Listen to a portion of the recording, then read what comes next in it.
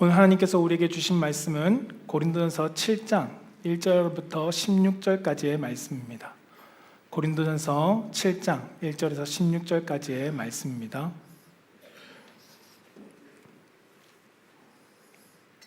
제가 가지고 있는 성경책은 신약성경 269페이지 있습니다. 고린도전서 7장 1절에서 16절까지의 말씀,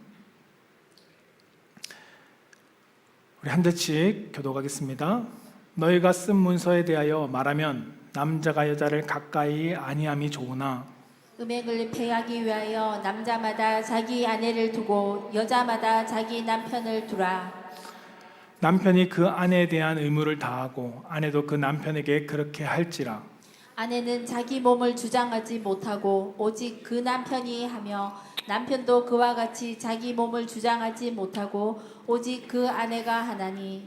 서로 분방하지 말라. 다만 기도할 틈을 얻기 위하여 합의상 얼마 동안은 하되 다시 합하라. 이는 너희가 절제 못함으로 말미암아 사탄이 너희를 시험하지 못하게 하려 함이라.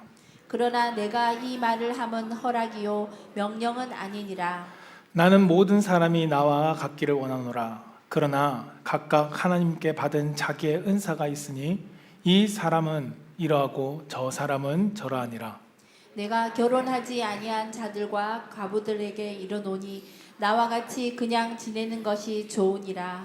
만일 절제할 수 없거든 결혼하라. 정욕이 불같이 타는 것보다 결혼하는 것이 나으니라. 결혼한 자들에게 내가 명하노니 명하는 자는 내가 아니요 주시라. 여자는 남편에게서 갈라서지 말고 만일 갈라섰으면 그대로 지내든지 다시 그 남편과 합하든지 하라. 남편도 아내를 버리지 말라. 그 나머지 사람들에게 내가 말하노니 이는 주의 명령이 아니라 만일 어떤 형제에게 믿지 아니하는 아내가 있어 남편과 함께 살기를 좋아하거든 그를 버리지 말며, 어떤 여자에게 믿지 않는 남편이 있어 아내와 함께 살기를 좋아하거든 그 남편을 버리지 말라. 믿지 아니하는 남편이 아내로 말미암아 거룩하게 되고 믿지 아니하는 아내가 남편으로 말미암아 거룩하게 되나니 그렇지 아니하면 너희 자녀도 깨끗하지 못하니라. 그러나 이제 거룩하니라. 혹 믿지 아니하는 자가 갈리거든 갈리게 하라. 형제나 자매나 이런 일에 구애될 것이 없느니라. 그러나 하나님은 화평 중에 너희를 부르셨느니라. 아내된 자여 내가 남편을 구원할런지 어찌 알 수 있으며 남편된 자여 내가 내 아내를 구원할는지 어찌 알 수 있으리요. 아멘. 오늘 하나님께서 우리 사랑하는 성도님들과 저희에게 주시는 말씀은 고린도전서 7장 1절부터 16절까지의 말씀을 가지고 한번 따라해 봅시다. 그리스도인의 바른 결혼관. 그리스도인의 바른 결혼관이라는 제목으로 말씀이 선포될 때 우리의 삶에 바른 하나님의 성경적인 결혼관을 가지고 믿음의 가정을 세워나갈 수 있기를 주님의 이름으로 축복합니다. 우리 함께 고백해 보겠습니다. 하나님 사랑합니다. 하나님 감사합니다. 이 고백이 우리의 신앙의 고백이 되길 주님의 이름으로 축복합니다. 여러분, 이제 우리 교회 많은 분들이 연세가 많으신 분들입니다. 결혼하고 자녀를 키우고 자녀들이 출가하신 분들이 많습니다. 그런 분들에게 무슨 결혼관인가라고 말할 수 있겠지만 우리가 배우자와 함께 살아가는 삶에 있어서는 이 바른 결혼관이 필요합니다. 왜냐하면 나 혼자 살아가는 삶이 아니기 때문입니다. 또한 결혼하지 않은 분들에게 아니면 여러 가지 이유로 혼자 독신이 되신 분들에게도 우리의 삶에 있어서 바른 신앙의 가치관을 가지고 살아가는 것은 너무 중요합니다. 그래서 이 말씀을 2주 동안 제가 준비하면서 어떻게 전해야 될지 많은 고민을 했습니다. 그러나 하나님께서 성경적인 말씀을 가지고 적용되는 부분은 여러분들의 삶에 기억하면서 그 가치관을 가지고 살아가고 아닌 부분은 또 다른 분들에게 필요한 부분이기 때문에 나에게 주신 말씀을 잘 받기를 원합니다. 여러분, 세상이 변할수록 결혼관도 변합니다. 우리 지금 60대, 우리 교회 60대 분들도 많지만 60대 이상의 분들은 결혼에 대해서 생각하실 때 결혼은 성인이 되면 반드시 거쳐야 될 과정으로 여기셨습니다. 그래서 그 당시에 많은 분들, 대부분은 결혼은 꼭 해야 된다라고 생각했다는 것입니다. 그리고 필수적으로 거쳐야 된다라고 여겼다는 것이죠. 그런데 지금 40, 50대 분들, 그분들은 결혼의 필요성은 인정했습니다. 결혼해야지요. 그런데 현실적인 어려움 때문에 많은 갈등을 했던 세대가 지금 40, 50대 세대입니다.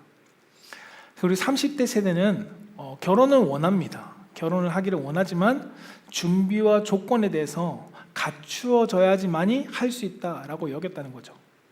옛날에 60대 분들은 준비와 조건이 어디 있습니까? 나이가 되면 하는 거지 라고 하면서 했다면 30대는 준비와 조건, 집도 어느 정도 갖추어지고 여러 가지가 조건이 돼야 결혼할 수 있다라고 여겼다는 거죠. 지금의 20대는 결혼은 필수가 아닙니다.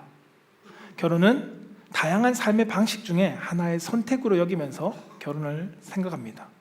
그러다 보니까 싱글이 많고 결혼하지 않으려고 하는 세대 또한 많은 세대가 20, 30대 세대입니다.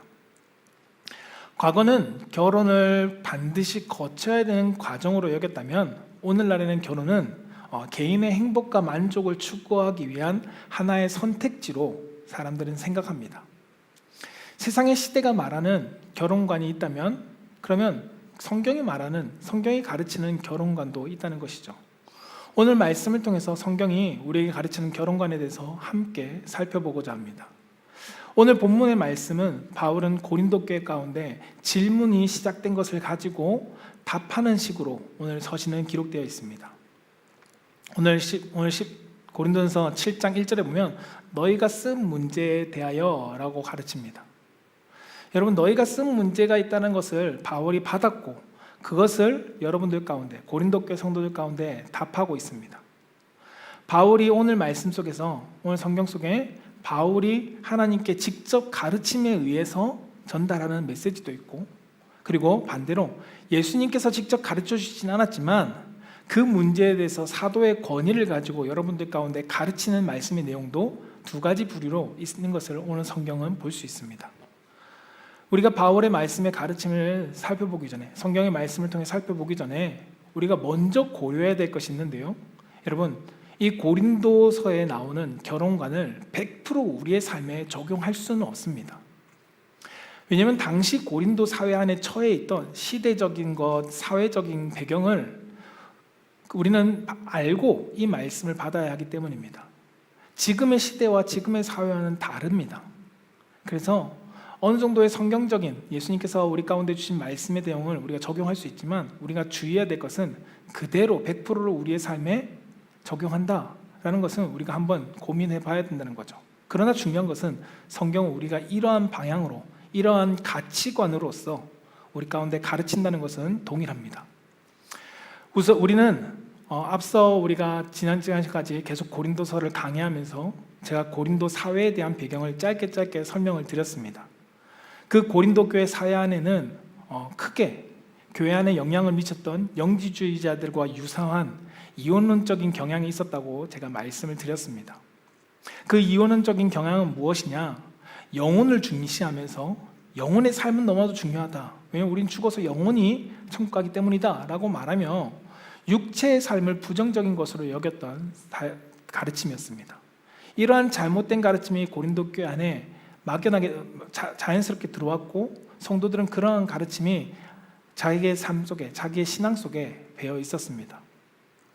그래서 그 교회 안에 우리가 지난 시간에 음행에 대한 문제를 다뤘듯이 육체는 괜찮다, 마음대로 살아도 된다, 영혼이 중요한 것이다 라고 말하며 육체를 함부로 다루는 방종주의의 삶을 우리가 지난 시간에 말씀을 통해서 배웠습니다. 내 삶은 마음대로 음행한 것도 괜찮고 마음대로 써도 된다라고 얘기했던 방종주의와 함께 또 한 부류의 가르침 사람들이 누구였냐면 금욕주의의 사람들이었습니다. 육체는 소홀하게 돼도 돼, 먹지 않아도 되고 아무것도 즐기지 않아도 되고 아무것도 안 해도 돼라고 여기며 모든 것을 단절시켜버리는 금욕주의의 가르침이 당시 고린도 교회 사회 가운데 있었다는 것입니다. 이러한 상황 속에서 바울이 6장의 음행의 문제를 다루었고 오늘 7장의 부부와 결혼의 관계에 대한, 생활에 대한 문제를 답하고 있다는 것을 우리는 기억해야 합니다. 바울은 결혼에 관한 일반적인 원칙을 설명하는 것이 아닙니다. 고린도 교회에 처한 구체적인 상황 속에서 그들이 정말 복음에 따른 결혼관을 가지고 여러분들의 결혼 생활을 한번 점검해 보십시오 라고 말하고 있다는 것입니다. 근데 여기에 더해서 당시 초대교회에 그리스도의 재림이 가까웠다는 마음을 가지고 있었습니다. 이것이 임박한 종말론적 사상을 가지고 그들의 신앙생활이 유지되었다는 것이죠. 종말에 대한 긴장감, 여러분, 이것은 바울의 서신 속에서도 여러 번 등장합니다. 주님이 곧 오실 거다, 곧 오신다. 그 임박함을 이야기하고 있는 종말론적인 가르침은 교회 안의 자연스러운 신앙적인 신앙이었습니다. 그런데 이 자연스러운 종말론적 신앙과 합해서 육체의 금욕적인 삶이 부정적인 것들이 결합되어지니까 오히려 성도들의 결혼 생활과 가정 생활이 바르게 성장하지 못했다는 것을 오늘 성경을 통해서 우리는 발견하게 됩니다. 그래서 금욕주의자들은 결혼의 부부의 관계를 거부했습니다. 결혼과 가정에 대한 책임을 가볍게 여겼고, 그리고 자신의 현재의 상태를 바꾸고 싶어 했습니다. 오늘날 우리는 초대교회와 같은 상황은 아닙니다. 종말론적 그리고 임박한 신앙을 가지고 살아가고 있지는 않습니다. 분명히 주님은 오시지만 주님이 내일 당장 오신다라는 마음을 가지고 살아가고 있지는 않다는 것입니다. 그러나 우리가 개인의 행복과 만족을 중요시 여기는 사회적 가치관과 시대의 정신의 영향 아래에서 우리가 고린도 교회 가운데 임했던 이 결혼의 가치관의 문제를 우리도 다시 한번 점검해 봐야 한다는 것이죠. 여러분, 우리의 사회는 어떤가요? 나의 중심적입니다. 내 행복만을 추구하고 나를 위해서 모든 것이 존재합니다. 그 포스트 모더니즘이라는 시대를 이야기하고 있는 것이죠. 오늘 말씀을 통해서 우리는 그러한 그리스도인들, 그러한 사회 속에서 살아가는 그리스도인이 바른 결혼의 가치관을 가지고 살아가야 됨을 우리가 인지해야 한다는 것이죠. 결혼한 성도들은 오늘 말씀을 통해서 부부의 사랑과 화평, 그리고 화목을 회복하려고 노력해야 할 것이고요. 그리고 사별을 하거나 아니면 이혼을 하신 여러 가지 이유로 혼자가 되신 독신의 삶을 살아가고 계신 분들은 아직 결혼하지 않은 성도들을 포함해서 자신의 현재 자리에 결핍이 아니라 나는 없어, 나는 못해, 나는 혼자 있어 라는 결핍에 사로잡히는 것이 아니라 바른 결혼관과 함께 바른 믿음 안에서의 삶이 무엇인지를 점검해 보면서 우리의 믿음의 방향을 세워나갈 수 있기를 소망합니다. 그것을 가지고 함께 말씀을 3가지 방향으로 보고자 하는데요. 그 첫 번째는 따라해봅시다. 부부는 서로의 필요를 존중해 줘야 합니다. 서로의 필요를 존중해야 합니다. 네, 부부는 서로의 필요를 존중해 줘야 한다는 것입니다. 오늘 3절부터 6절 말씀을 같이 한번 읽어보겠습니다. 시작. 남편은 그 아내에 대한 의무를 다하고 아내도 그 남편에게 그렇게 할지라. 아내는 자기 몸을 주장하지 못하고 오직 그 남편이 하며 남편도 그와 같이 자기 몸을 주장하지 못하고 오직 그 아내가 하나니 서로 분방하지 말라. 다만 기도할 틈을 얻기 위하여 합의상 얼마 동안은 하되 다시 합하라. 이는 너희가 절제하지 못함으로 말미암아 사탄이 너희를 시험하지 못하게 하려 함이라. 그러나 내가 이 말을 함은 허락이요 명령은 아니니라. 아멘. 여러분, 오늘 말씀에서 바울은 부부에게 서로에 대한 의무를 다하라 라고 말씀합니다. 서로의 의무. 여러분, 당시 사회를 우리가 알아야 되는데요, 당시 사회는 남성 중심의 사회였습니다. 일반적인 경제권 그리고 법적인 권한, 이 모든 것들이 남성의 우위에 맞추어져 있었다는 것입니다. 그래서 결혼을 유지하고 해체하는 것 또한 남자의 영향력에 의해서 좌지우지 되었습니다. 다만 로마 사회 속에 그 영향을 받아서 고린도 교회 안에도 여자도 남편과 이혼할 수 있는, 갈라설 수 있는 방법은 있었지만 이러한 사회적인 배경 속에서 대체로 부부의 관계는 남편의 손에 좌지우지 되었다는 것입니다. 그런데 오늘 사도 바울은 서로에 대한 의무를 다하라 라고 권면합니다. 이 부부의 의무는 성적인 관계만을 가지고 있는 것이 아닙니다. 그것을 포함한 모든 것들에 대한 책임의 의무를 함께 하라는 것입니다. 앞서 말씀드린 고린도 교회 배경 속에서 여러분, 영혼을 중시하는 사람, 그래서 육체는 부정하게 여기면서 그 부류 중에 금욕적인 삶을 살아가는 사람, 여러분 그 사람들은 육체의 가족 남편과 아내와 부부의 관계에 있어서도 그것을 중요시 여기지 않았습니다. 오히려 그것이 거룩함을 방해하는 것이다 라고 여겼다는 것입니다. 배우자의 관계를 일반적으로 거부하고 그들을 나는 금욕주의이기 때문에 나는 이것을 행할 수 없어 하면서 그 배우자의 요청에 부부의 관계를 끊어버리는 그러한 배경에 있었다는 것을 우리는 기억해야 합니다. 그래서 바울은 오늘 말씀을 가지고 권면합니다. 결혼했다면 너가 다른 남자와 다른 여자와 함께 한 몸이 되어서 결혼했다면 하나님께서 세우신 결혼의 질서 안에서 배우자에 대한 책임을 다하라 라고 말씀하고 있다는 것이죠. 그러나 바울의 이 말은 여러분 몸의 권리와 의무는 배우자의 몸을 내 마음대로 소유할 수 있다는 것이 아닙니다. 내 마음대로 요구하고 강요할 수 있다는 것을 말하는 것이 아니라는 것입니다. 그런 뜻으로 이해하면 안 되고 오늘 본문 말씀은 내가 아내의 의무를, 남편의 의무를 행하라는 것입니다. 의무를 요구하지 않고 남편에게 동일한 책임을 요구하는 것, 그것은 잘못된 것이다 라는 것이죠. 너의 의무를 행하지 않고 남편과 관계를 끊어버리는 것, 그것은 잘못된 것이다 라는 겁니다. 책임과 의무를 함께 진행하라는 것입니다. 자기의 금욕주의를 주장하는 이들에게 자신의 몸의 권리까지도 누구에게 있다고요? 배우자에게 있다. 그렇기 때문에 배우자를 사랑하고 섬기는 데 있어서 사용할 수 있어야 된다는 것입니다. 너가 아무리 금욕을 추구한다 할지라도 배우자를 향한 너의 의무를 소홀히 하지 말라 하는 것입니다. 서로의 필요를 존중해주고 그것을 지켜라 라고 성경은 말씀하고 있는 것이죠.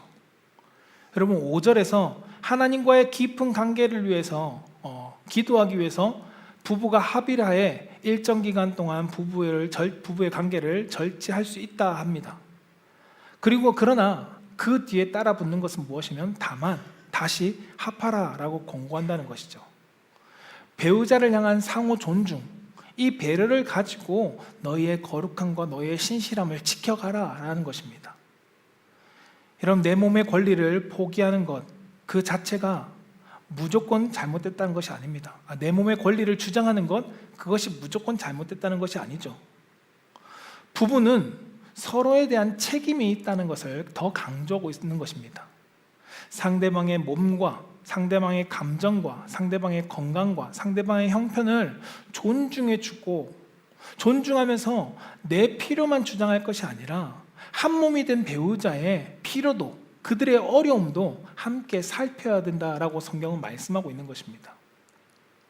빌립보서 2장 3절에 4절은 그래서 우리에게 이렇게 말합니다. 함께 읽어볼까요? 시작. 아무 일에든지 다툼이나 화평으로 하지 말고 오직 겸손한 마음으로 각각 자기보다 남을 낮게 여기고 각각 자기 일을 돌볼 뿐더러 또한 각각 다른 사람의 일을 돌보아 나의 기쁨을 충만하게 하라. 아멘. 자기의 일을 돌보는 것도 필요합니다. 그러나 자기의 일을 돌볼 뿐더러 또한 각각 다른 사람의 일을 돌보라 라고 말씀합니다. 내게 있어서 가장 가까운 사람, 그 가깝지만 다른 사람인 배우자도 함께 돌보아서 기쁨이 충만하게 하라 라고 말씀하고 있다는 것입니다.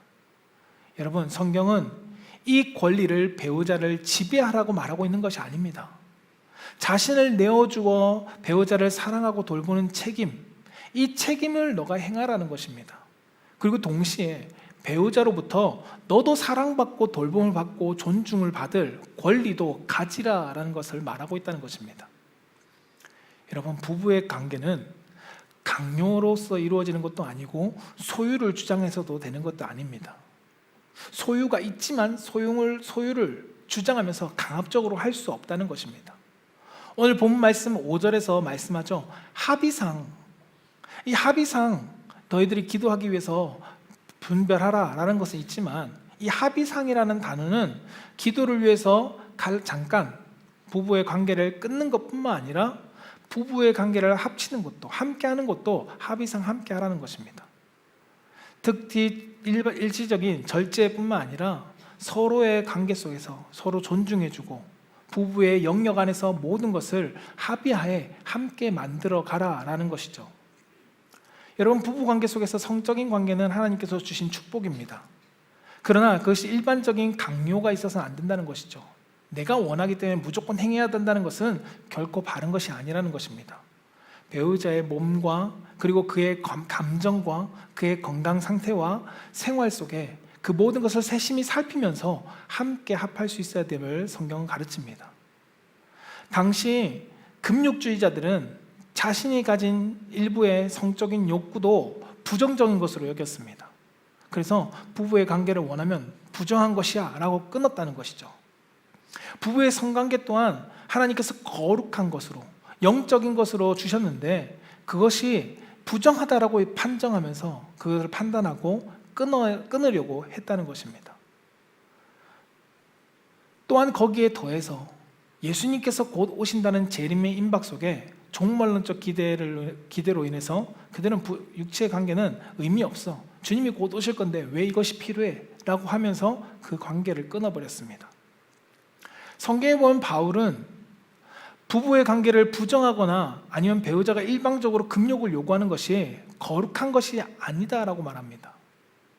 금욕주의자들은 내가 거룩하기 위해서 그것을 끊는 것이 맞아 라고 이야기했지만 성경은 그것이 거룩한 삶이 아니다라고 말하고 있다는 거죠. 결혼 안에서 이루어지는 부부는 하나됨이 우선입니다. 하나님께서 창조하실 때부터 세우신 질서입니다. 예수님도 이 말씀을 가지고 부부가 하나됨을 강조하셨습니다. 마태복음 19장 44절에서 5절 말씀에 이렇게 기록하는데요. 함께 읽어볼까요? 시작. 예수께서 대답하여 이르시되 사람을 지으신 이가 본래 그들을 남자와 여자로 지으시고 말씀하시기를 그러므로 사람이 그 부모를 떠나서 아내에게 합하여 그 둘이 한 몸이 될지니라 하신 것을 읽지 못하였느냐. 아멘. 예수님께서 말씀하시죠. 너희들이 부모를 떠나서 아내와 남편과 합하여 한 몸이 된다는 것을 읽지 못하느냐라고 말합니다. 바울은 에베소에서 부모 동일하게 이야기합니다. 에베소서 5장 31절에 부모를 떠나 그의 아내와 합하여 둘이 한 육체가 될지라, 한 육체가 된다는 것입니다. 사랑하는 성도 여러분, 사도 바울은 예수님께서 말씀하신 것을 같이 인용하며 부부는 하나됨을 강조하고 있습니다. 하나됨은 결혼 예식 때 서로 선을 맞대고 서야겠다고 해서 하나 되는 것으로 끝나는 것이 아닙니다. 부부가 서로 존중해주고 책임을 다하며 함께 만들어내는 것이 하나됨입니다.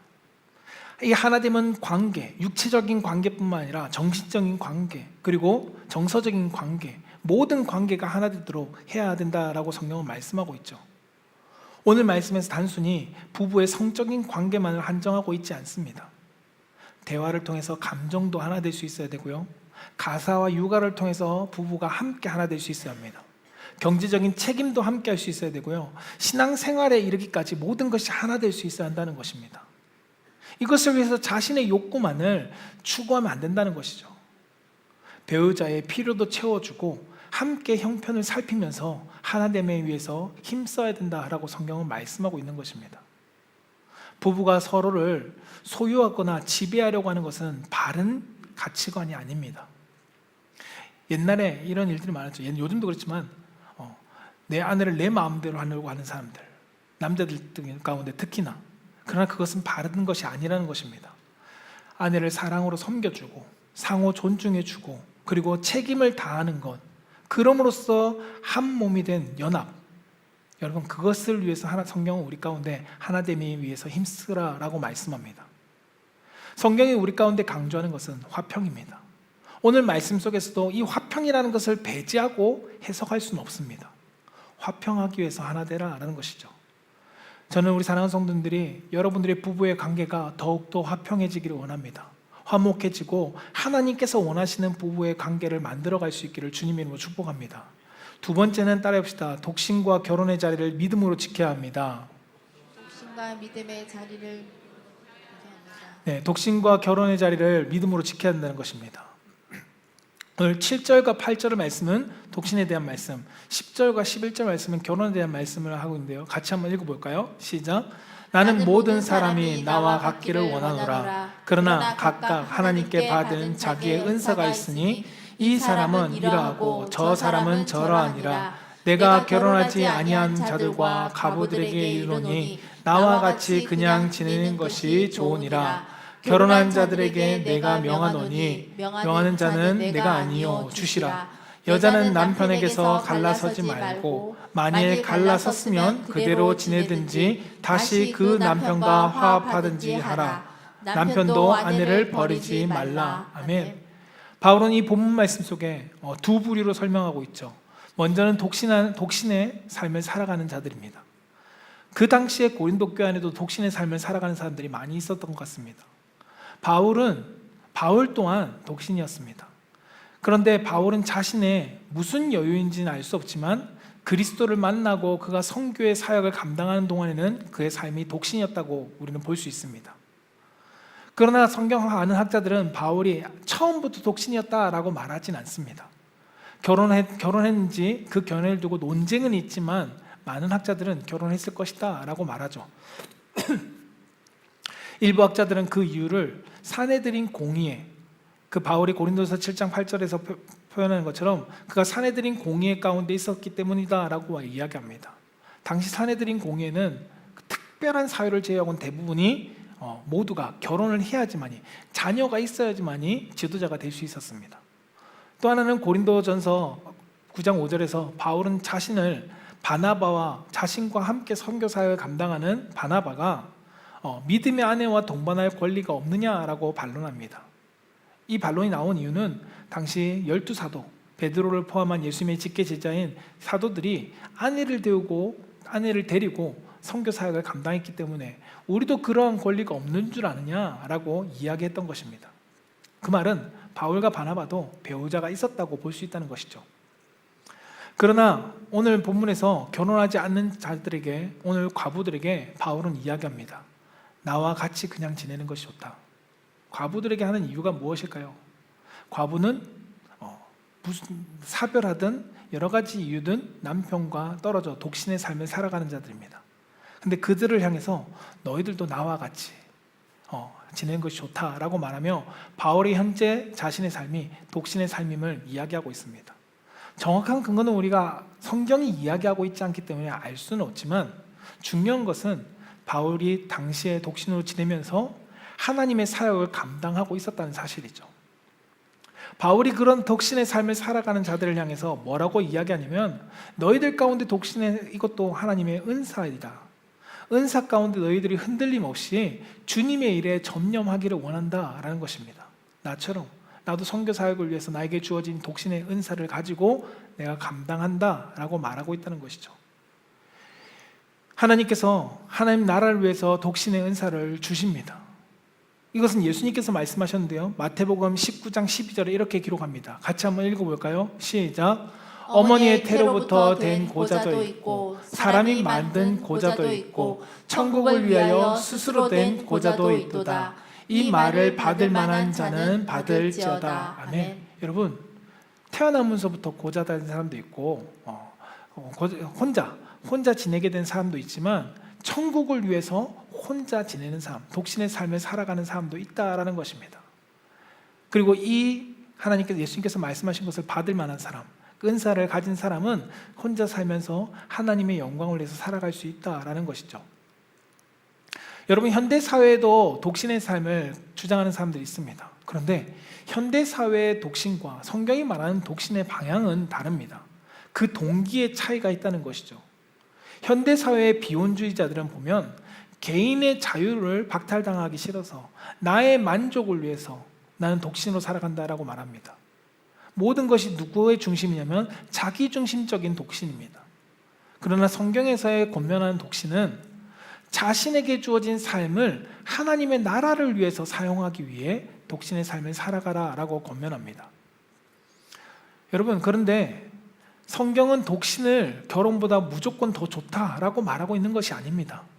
어느 것이 우월하다고 말하고 있지 않다는 것입니다. 독신의 은사가 있는 자에게는 독신으로 지낼 수 있고, 그리고 결혼해야 될 사람에게는 결혼의 은사를 가지고 너가 살아갈 수 있다라는 것을 말하고 있다는 거죠.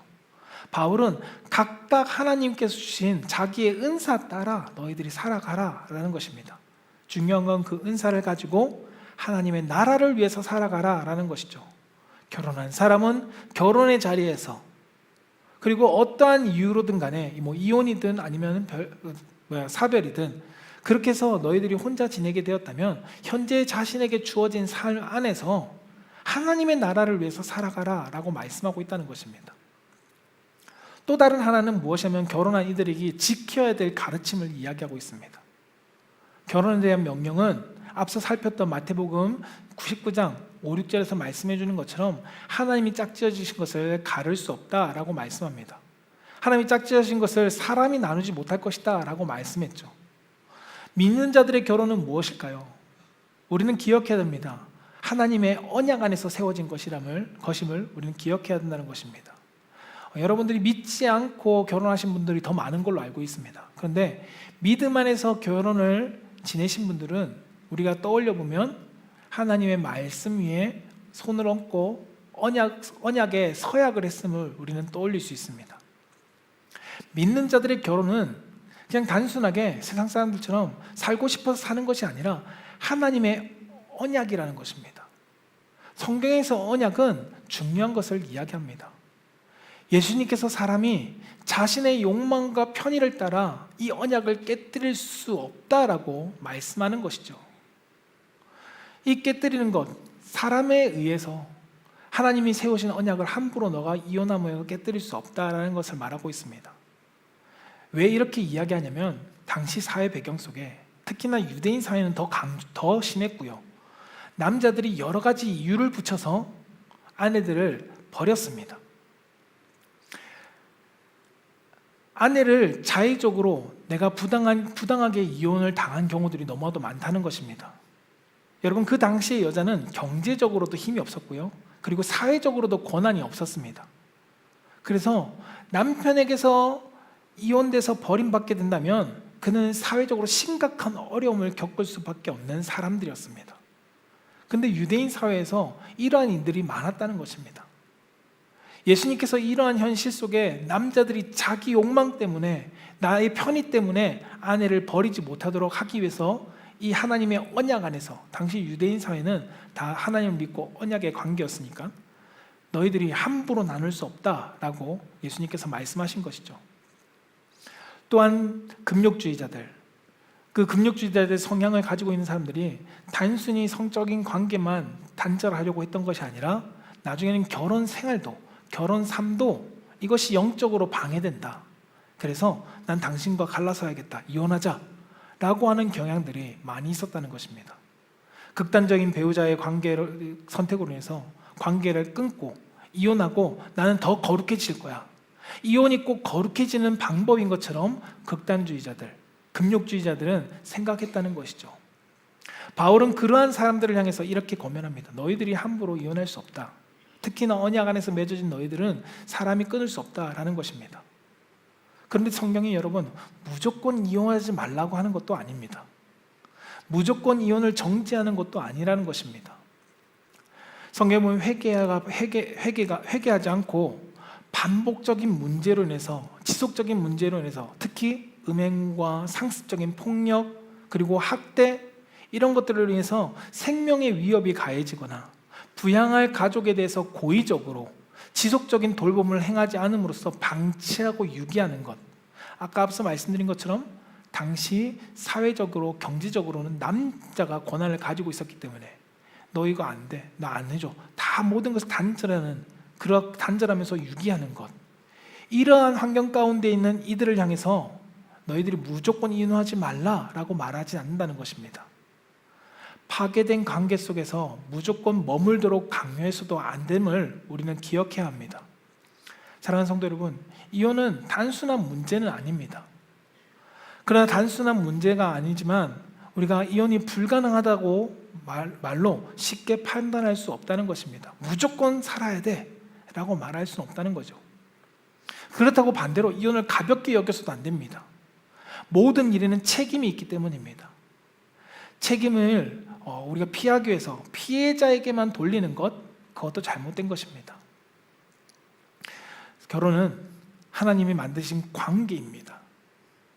우리는 관계가 이혼하게 하는 것이 좋지만 이혼하게 될 수밖에 없는 앞서 말씀드린 상황이라면 성경은 이혼하는 것이 무조건 잘못됐다라고 말하고 있지 않다는 것을 우리는 기억해야 합니다.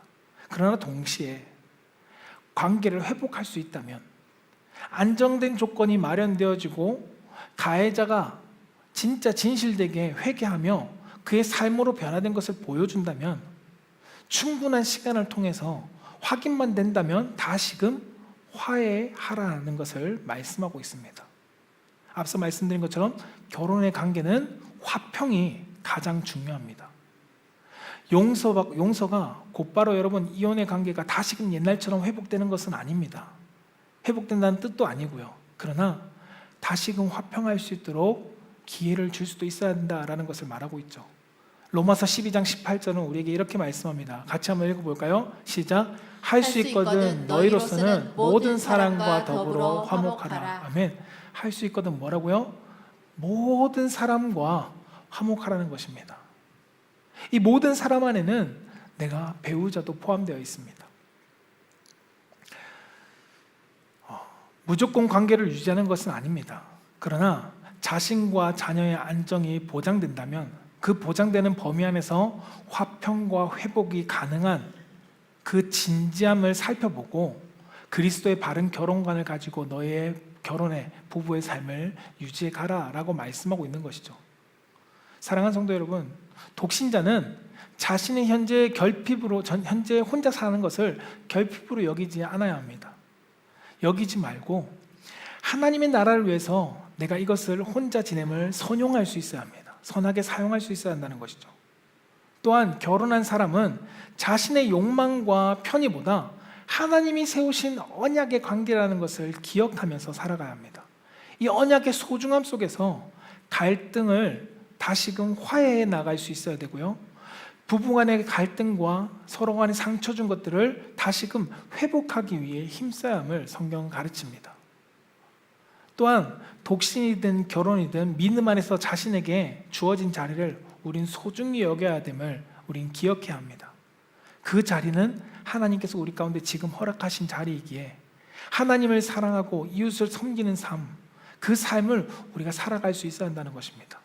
저는 우리 사랑하는 성도님들이 여러분들의 주어진 자리 속에서 하나님의 믿음의 삶을 살아낼 수 있는 귀한 믿음의 성도가 되기를 주님의 이름으로 축복합니다. 마지막 세 번째는 따라해봅시다. 불신 배우자에게도 복음으로 살아야 합니다. 불신 배우자에게도 복음으로 살아야 합니다. 네, 불신 배우자에게도 복음으로 살아야 한다는 것입니다. 앞서 첫 번째는 부부의 관계에 대해서 이야기했고, 두 번째는 독신주의자나 아니면 믿음의 가정 안에서의 부부의 관계에 있는 사람, 그리고 세 번째는 믿음의 관계가 아닌 부부에 대해서 이야기하고 있습니다. 오늘 14절과 15절 말씀을 같이 한번 읽어볼까요? 시작. 믿지 아니하는 남편이 아내로 말미암아 거룩하게 되고 믿지 아니하는 아내가 남편으로 말미암아 거룩하게 되나니 그렇지 아니하면 너희 자녀도 깨끗하지 못하니라. 그러나 이제 거룩하니라. 혹 믿지 아니하는 자가 갈리거든 갈리게 하라. 형제나 자매나 이런 일에 구애될 것이 없느니라. 그러나 하나님은 화평 중에서 너희를 부르셨느니라. 아멘. 여러분, 바울은 이 본문 속에서 주님의 직접적인 명령은 아니다라고 말합니다. 그러나 내가 사도로서 너희들 가운데 권면한다. 성령의 기름 부음 받았다. 하나님의 사람으로서 세움 받은 사람으로 내가 너희들 가운데, 여러분들 가운데 권면합니다라고 말하고 있다는 것이죠. 이는 바울의 가르침이 권위가 없다는 뜻이 아닙니다. 직접적인 주님의 말씀은 아니지만 바울도 나도 하나님의 영을 입고 하나님의 사도로서 하나님의 말씀을 가지고 너희들 가운데, 여러분들 가운데 권면하는 내용이 바로 이것입니다. 그것이 무엇이냐면 당시 고린도 교회 안에 자신은 복음을 받아들였지만 배우자는 아직 믿지 않는 사람들이 있습니다. 우리 교회도 그런 분들 많으시죠. 나는 믿지만 아직 배우자가 믿지 않는 가정, 홀로 신앙생활하는 가정. 여러분, 그 가정에 혼자 믿음을 지킨다는 것은 결코 쉽지 않은 것을 알고 있습니다. 때로는 믿지 않는 배우자, 그 배우자가 나와 같이 살기를 원한다면 신앙을 지키기 위해서 이혼하지 말라는 것입니다. 당시 우리의 사회에서도 이런 경험해 보신 분이 있을 겁니다. 믿지 않는 배우자 때문에 내가 믿음을 지키기 위해서 이혼을 한 번 정도 생각해 보신 분도 있을 거죠. 그런데 그 일을 믿지 않는 배우자가 나와 함께 살기를 원한다면 선택하지 말라는 것입니다. 오늘 본문에서 바울은 믿지 않는 배우자가 함께 살기를 원하면 그와 함께 살라고 권면합니다. 신앙이 다르다는 이유로 먼저 배우자를 버리거나 결혼관계를 깨뜨리지 말라는 것이죠. 신앙을 가진 배우자가 가정을 지켜야 되는 이유는 믿지 않는 배우자와 그의 자녀가 믿는 자의 삶을 통해서 복음과 하나님의 은혜의 영향을 받을 수 있을 거라는 것을 놓지 말라는 것입니다. 여러분을 통해서 믿지 않는 배우자와 믿지 않는 자녀들이 영향을 받아서 믿게 될 수 있다는 것을 잊지 마십시오 라고 말하고 있다는 것이죠. 여러분, 그리스도인에게 있어서 결혼은 서로의 필요만을 채우는 것이 아닙니다. 필요를 채우기 위해서 만난 관계가 아니라는 것입니다. 현대 사회는 서로의 필요를 채우기 위해서 결혼합니다. 그러나 그리스도인에게 있어서 결혼은 서로의 필요를 채우기 위한 결혼이 아닙니다. 그리스도인에게 있어서 결혼관의 가장 중요한 핵심 중에 하나는 또한 무엇이냐면 하나님을 바라보며 거룩함을 이루기 위한 관계라는 것을 기억해야 합니다. 결혼은, 부부의 관계는 하나님을 바라보며 거룩함을 함께 쌓아가기 위한 관계입니다. 여러분, 앞절에서 오늘 본문 말씀의 앞절에서 음행을 피하기 위해서 배우자를 두고 절제할 수 없거든 결혼하라는 말씀이 있습니다.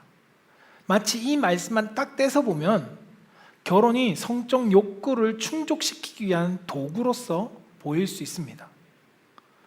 그러나 14절 말씀은 결혼이 단순히 나의 욕구를 채우기 위한 것이 아니라는 것을 말씀해 주고 있습니다. 결혼은 나의 욕구를 채우기 위한 관계가 아니라 한 사람이 다른 한 사람에게 거룩한 영향력을 나타내기 위한 관계라는 것을 성경은 말씀하고 있습니다. 나의 거룩함을 통해서 이 사람의 거룩의 영향력이 가고 그가 하나님께 돌아올지 어떻게 아느냐라고 말하고 있다는 것입니다. 여러분, 결혼은 나의 성적인 욕구와 필요를 충족시키기 위한 방법이 아닙니다. 당시 금욕주의자들은 그것을 그렇게 생각하다 보니까 거룩을 방해한다고 여겼기 때문에 그들은 이혼하려고 했습니다. 관계를 끊으려고 했다는 거죠. 결혼을 통해서 거룩을 추구하는 관계가 되어야 된다는 것을 성경은 우리 가운데 가르칩니다. 여러분, 배우자의 거룩함과 존귀함으로 대하고 그리고 서로를 용납하고 사랑하면서 그리스도의 성품을 닮아갈 때 부부의 관계가 서로 거룩한 관계가 될 수 있음을 성경은 말씀하고 있습니다. 이 부부의 관계는 하나님께서 이 거룩을 만들어내게 하시기 위한 훈련의 장소로 사용하십니다. 분명히 다툼이 있죠. 분명히 싸우기도 합니다. 믿지 않는 배우자가 믿음의 배우자에게 많은 핍박을 가하기도 합니다. 그러나 그 훈련의 장소를 통해서 거룩한 영향력을 더욱더 키워나갈 훈련의 장소로 하나님께서 세우셨다는 것을 우리는 기억해야 합니다. 그럴 때 여러분, 내가 믿지 않는 배우자의 상황 속에서 내가 믿음을 가지고 그를 잘 존중해주고 섬겨주고 거룩한 삶을 실행해 나아가면 누가 볼까요? 자녀들이 봅니다. 그리고 그 자녀들도 이 영향력을 받아 부모의 사랑과 그리고 부모의 섬김의 모습을 가지고 복음의 가치를 배울 수 있게 된다는 것입니다. 그래서 가정은 하나님의 거룩함을 추구하고자 하는 장소가 되어야 되고요. 그리고 거룩함을 생산해낼 수 있는 장소가 되어야 한다는 것입니다. 바울은 그래서 믿지 않는 배우자와 결혼의 관계 속에서 하나님이 맡기신 사랑의 책무와 책임을 신실하게 지키라라고 말씀합니다. 데살로니가전서 4장 3절 4절은 이렇게 말씀하는데요. 같이 한번 읽어볼까요? 시작. 하나님의 뜻은 이것이니 너희의 거룩함이라 곧 음란을 버리고 각각 거룩함과 존귀함으로 자기 아내에 대할 줄을 알고. 아멘. 각각 거룩함과 존귀함으로 배우자를 대하라는 것입니다. 결혼의 관계 속에서 거룩함이 모티브가 되어야 합니다. 우리의 부부와의 관계 속에서 거룩함이 모티브가 되지 않으면 세상의 욕구를 충족하기 위한 방법밖에 되지 않습니다. 여러분, 그러나 바울은 15절에서 오늘 14절 말씀과는 전혀 반대의 방향의 말씀을 던집니다. 믿지 않는 배우자가 떠나기를 원한다면 갈리게 하라는 것입니다. 나 더 이상 너랑 못 살겠다. 네가 그만두든지 내가 그만두든지 갈라서자 라고 이야기한다면, 관계를 깨뜨리고 떠나고자 한다면 억지로 붙잡지 말라라고 성경은 말씀합니다. 여기서 억지로 붙잡지 말라는 단어 속의 의미는 무엇이냐면 그것의 종이 되지 말라는 것입니다. 그것 때문에 너가 하나님을 믿는데 신앙의 종으로서 끌려다니지 말라라고 말씀한다는 것이죠. 하나님께서 우리에게 화평으로 부르셨습니다. 이 화평은 부부의 관계도 화평이지만 우리도 평안하게 하나님께서 부르셨다는 것입니다. 하나님께서는 가정을 서로 돕고 사랑하며 화목한 공간으로 주셨습니다. 그러므로 믿지 않는 배우자가 끝내 함께 살기를 거부한다면, 끊임없이 그것으로 인해서 다투고 갈등을 만들고 강요하게 된다면 붙잡지 말라는 것입니다. 그래서 믿지 않는 배우자가 갈라서기를 원하면 갈라서라는 것이죠. 그런데 여러분, 여기까지만 들으면 나 이혼할 수 있겠다 이렇게 이해할 수 있으니까 오해하시면 안 됩니다. 그것이 갈라설 수 있지만 바울은 그 뒤에 붙이는 말이 있습니다. 그런데 오늘 본문 16절을 매우 중요한 부분인데요, 우린 믿지 않는 배우자가 갈라서기를 원할 때 갈라설 수 있지만, 그런데 너의 믿지 않는 배우자가 너로 인해서 구원받고 믿게 될지 어떻게 알 수 있느냐라는 것입니다. 너가 그와 함께 살아가는 동안에 복음의 삶을 통해서 배우자가 구원받을 수 있다는 것을 어찌 모르느냐라는 것입니다. 우리 보고 그 배우자가 구원받을 수 있다는 소망을 포기하지 말라고 바울은 이야기합니다. 갈라설 수 있지만, 믿지 않는 배우자의 갈등으로 해서 갈라설 수 있지만, 그런데 그것이 너에 대한 육체적인 핍박과 아니면 너를 위해서 상해를 가하고 의무를 다하지 않고 나를 버려두는 그것이 아니라면 믿지 않는 배우자의 관계 속에서 그가 구원받을지 어떻게 아냐라고 말씀하고 있다는 것입니다. 사랑하는 성도 여러분, 우리가 결혼의 관계 속에서 우리가 생각해야 될 기독교적 결혼관 속에서 우리가 반드시 기억해야 될 단어, 여러분, 그것은 무엇이냐면 복음적인 가치관으로 살아가야 한다는 것입니다. 복음적인 가치관 안에서 우리는 거룩을 추구하며 살아가야 됩니다. 복음적인 가치관은 복음적인 삶으로 나타날 수밖에 없습니다. 우리는 그리스도의 복음 안에서 우리를 부르셨다는 사실을 기억해야 합니다. 예수님이 우리를 부르셨죠. 그리고 주님께서는 우리를 복음을 가지고 세상 가운데 살아가라라고 말씀합니다. 여러분, 믿지 않는 배우자가 있는 그곳이 세상입니다. 그곳으로 가서 살아가라라고 말씀하고 있다는 겁니다. 너가 교회라는 이 천국과 같은 믿는 사람들끼리만 있는 그 공간이 아니라 하나님은 우리를 향하여 복음을 받은 너희가 복음이 없는 곳으로 가라라고 말씀하죠. 그래서 우리는 예배가 끝나면 파송이라고 합니다. 보내는 것입니다. 여러분, 우리의 배우자가 믿지 않는 사람이라면 그 앞에서 복음적인 가치관을 가지고 살아갈 수 있어야 합니다. 나의 복음적인 삶을 통해서 그 배우자가 그리스도를 경험할 수 있기 때문입니다. 여러분, 직장만이 사역지가 아닙니다. 직장만이 복음을 전해야 될 사역지가 아니고 내 안 믿는 친구들과의 관계 속이 사역지가 아니라, 하나님은 구원받을 수 있다는 소망을 여러분들의 가정 안에 믿지 않는 배우자와 가족들에게 품고 그곳을 향해 나아가라라고 말씀하고 있다는 것이죠. 그곳에서 무엇하기 위해서요? 화평을 만들기 위해서, 너의 삶을 통해서 그 가정이 화평해질 수 있게 만들어라 라고 말씀한다는 것입니다. 저는 우리 사랑하는 성도님들이 그 화평을 이루는 중심축이 될 수 있기를 소망합니다. 여러분, 지금 내 옆에 배우자를 향해 여러분 어떠한 마음을 가지고 있습니까? 내 중심적으로 관계가 되어지고 있지 않는지 우리는 점검해 보아야 합니다. 배우자를 존중하고 있는지. 저는 우리 사랑하는 성도님들이 여러분들의 배우자를 서로 존중해 줄 수 있기를 원합니다. 존중해 주고 그 사람이 이뻐 보이지 않다 할지라도 그를 그리스도의 마음으로 존중해 주고 바라보는 성도들 되기를 소망합니다. 또한 배우자가 믿음이 없어서 나의 신앙과 나의 삶에 걸림돌이 되는 것처럼 여겨지는 분도 있을 것입니다. 이혼해서 독신이 되신 분도 있을 거고요. 그러나 더 이상 여러분, 그런 분들에게 뭐라고 말씀하냐면 이혼의 문제에 매달려 있지 말라고 말씀합니다. 그들로 인해서 그들의 걸림돌이 되어서 비록 이혼했지만 그것이 여러분들 가운데 죄책감으로 붙잡혀 있지 말라라고 말씀합니다. 왜냐하면 하나님은 우리의 삶에 하나님의 자녀로서 나 또한 화목한 삶을, 평화로운 삶을 살기를 원하시는 분이기 때문입니다. 그래서 우리는 과거의 내 삶이 이혼했다 할지라도 지금의 내 삶 속에 추구해야 될 것은 하나님이 내 삶에 어떻게 만들어 가실까? 하나님을 어떻게 하나님의 나라를 만들어 갈 수 있을까를 추구하며 살아가라는 것이죠. 또한 아직 결혼하지 않은 미혼의 성도들에게는 결혼을 앞두고 있다면 오늘 말씀을 통해서 우리가 발견할 수 있는 것은 믿음 안에서 함께할 동역자를 찾을 수 있어야 한다는 것이죠. 믿지 않는 분들에게 내 배우자가 믿지 않는 사람이라면 내가 이 사람과 결혼하는 것이 좋습니까? 나는 믿지 않는 사람과 결혼해서 그 가정을 전도하고 복음을 전할 겁니다. 할 수 있죠. 근데 그 과정을 거친 분들에게 한번 물어보십시오. 그곳이 얼마나 지옥과 같은지, 가시밭길과 십자가의 길인지. 그래서 이왕이면 믿음 안에서 함께 거룩을 만들어갈 수 있는 가정을 추구하라는 것을 우리가 기억해야 합니다.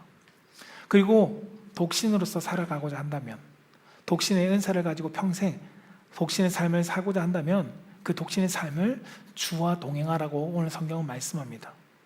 바울은 자신과 같이 복음을 위해서 살아가라 라고 권면합니다. 이것이 과부들에게도 그리고 아직 결혼하지 않은 이들에게도 독신의 삶을 추구한다면 하나님이 원하시는 거룩한 하나님의 나라를 만들기 위해서 힘을 써라 라고 말씀하고 있다는 거죠. 그리고 마지막으로 이혼의 갈등 가운데 있는 분들, 그분들에게 감정적으로 성급하게 결정하지 말고 한 번 더 신중하게 살펴보라 라는 말씀으로 우리 가운데 주고 있습니다. 여러분, 이혼은 언제든지 결정할 수 있습니다. 도장만 찍으면 됩니다. 그러나 이 한 번의 결정이 나와 그리고 그 배우자와 그리고 그 자녀들에게 깊은 영향력을 준다는 것을 우리는 기억해야 합니다. 만약에 안전이 보장되어 있다면, 그리고 그 배우자로 인해서 내가 조금 더 그 배우자가 회복의 가능성이 있다면 하나님은 우리에게 말씀하시죠. 나를 통해서 하나님의 구원과 회복이 그 배우자에게 있을 수 있으니까 너는 신중하게 기도하며 결정하라는 것을 우리는 잊지 않아야 합니다. 사랑하는 성도 여러분, 말씀이 길었지만 말씀을 정리하고자 합니다. 그리스도의 바른 결혼관은 무엇일까요? 그 핵심은 거룩이고 화평입니다.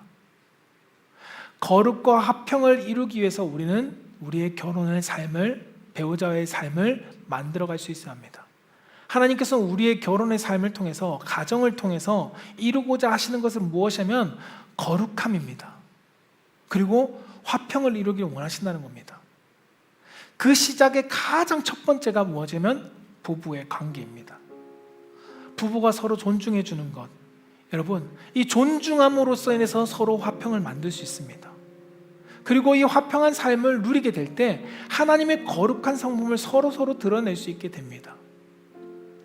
여러분들 믿음 안에서 함께 살아가는 배우자라면 남이 먼저 해주기를 원하는 것이 아니라 내가 먼저 서로의 화평을 위해서 힘쓸 수 있길 원합니다.